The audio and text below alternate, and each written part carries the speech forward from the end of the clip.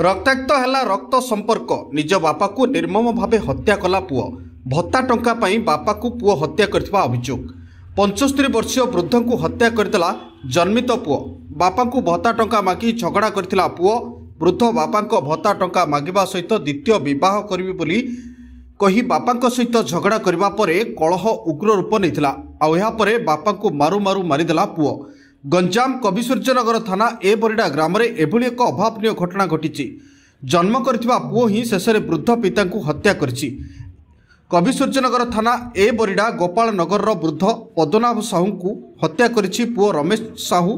हत्याकांड पर मृत वृद्धंक बड़ पुओ कविसूर्यनगर थाना रे पहुंची अभियोग करबा परे पुलिस पहुंची घटनार तदंत आरंभ करबा सहित हत्याकारी रमेश को अटक रखिछि।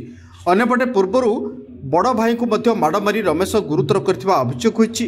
पुलिस पहुंची शव को जबत करी व्यवच्छेद निमते पठाइबा सहित घटनार तदंत करथिबा जଣା पड़िछि।